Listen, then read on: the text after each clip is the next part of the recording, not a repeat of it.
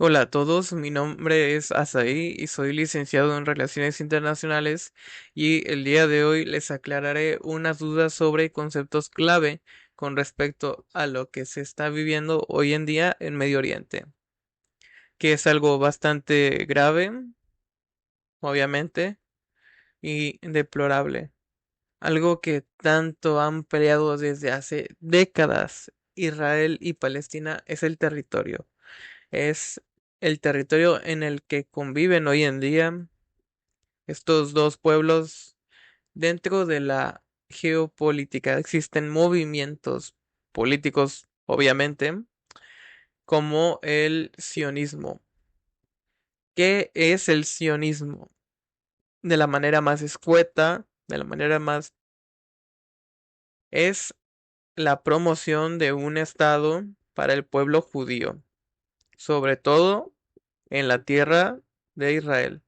Quiero aclarar que existen diferentes tipos de sionismo, pero el cual nos enfocaremos el día de hoy es el sionismo como movimiento político. ¿Qué es el sionismo político?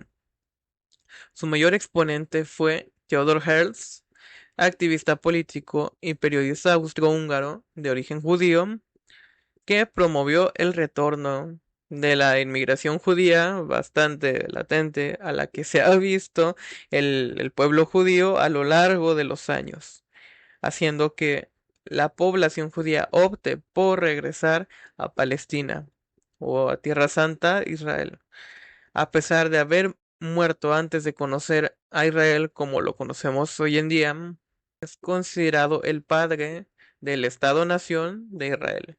Ojo, en términos políticos.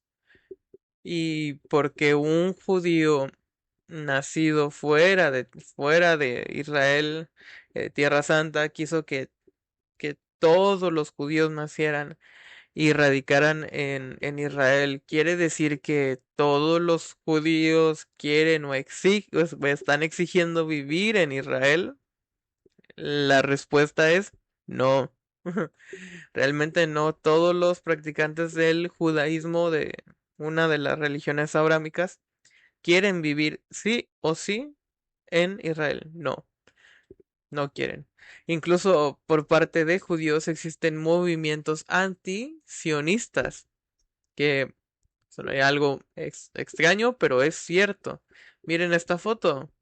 Son miembros del grupo judío ortodoxo antisionista y pro-palestino Neturei Karta, protestando a favor de Palestina sobre las acciones políticas que ha tomado Israel hacia las tierras vecinas. Y es que a finales del siglo XIX la mayoría de los practicantes del judaísmo ya estaban habitando en diferentes partes de Europa, sobre todo en la Europa occidental, lo que llevó en 1975, a la época de la Guerra Fría, la creación de la resolución 3379. ¿Y de qué va esta resolución o qué es la resolución 3379 de la Asamblea General de la ONU? Por impulso del bloque árabe y los estados, ¿no?, alineados a una postura geopolítica como las que se estaban enfrentando en ese entonces, la postura de los Estados Unidos, el primer mundo y la extinta Unión Soviética.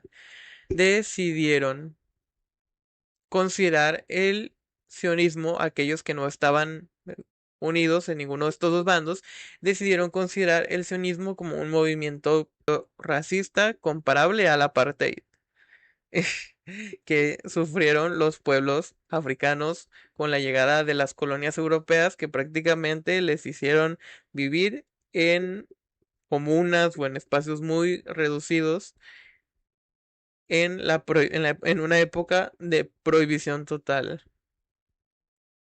Esta resolución fue una de las políticas de la corriente del tercermundismo, que, ojo, ojo, tercer mundo o tercermundista no quiere decir que tu país, que tu país sea de tercera o que no esté desarrollado. Al menos en ese entonces, cuando se creó el concepto, no tenía esa connotación.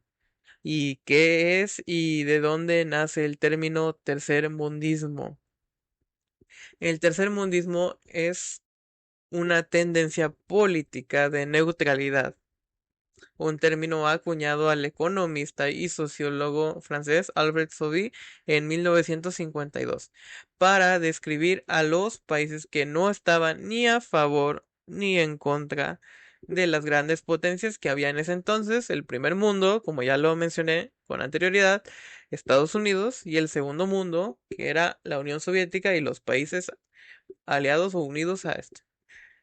Y los que no estaban con estos dos eran, y hasta el día de hoy son considerados tercer mundo o países en vías de desarrollo.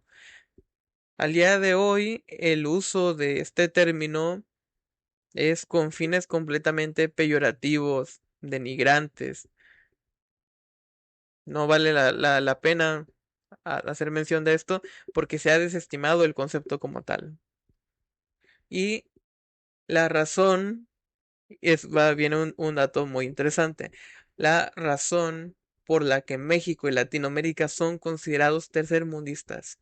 Curiosamente, el que en ese entonces era presidente de México, Luis Echeverría, apoyaba esta tendencia política del tercermundismo, respetando, entre comillas, las doctrinas de la política exterior mexicana y la población judía, al ver que el presidente Luis Echeverría apoyó el decreto 3379, la población judía condena la postura indiferente del presidente mexicano en ese entonces, produciendo un boicot turístico por parte de la comunidad judía de Estados Unidos, estadounidense, visibilizando los conflictos de la política interna y externa que que estaban pasando durante el sexenio de ese presidente Luis Echeverría.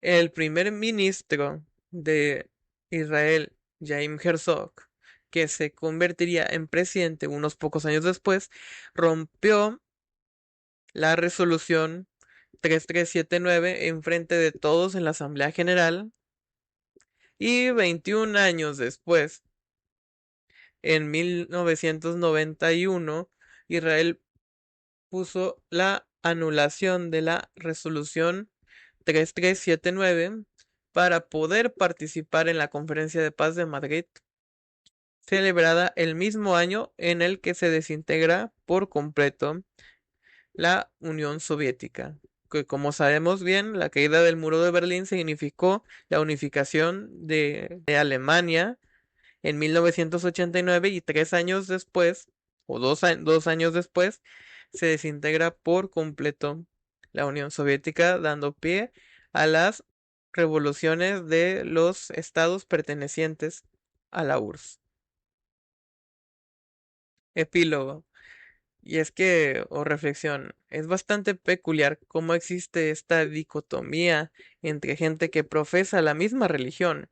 Lo que puedo decir es que el judaísmo y el sionismo no son iguales y nunca lo serán, ya que unos profesan su religión de manera libre, indiferente y sin fastidiar a nadie, y otros consideran hasta inferiores a aquellos que no residen en Israel, judíos mmm, muy con un sentimiento de nación muy fuerte,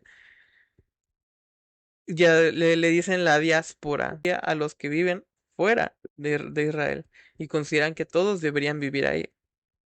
Es como el chiste de yo soy más judío porque yo vivo ahí. Es mi gris es más gris que tu gris.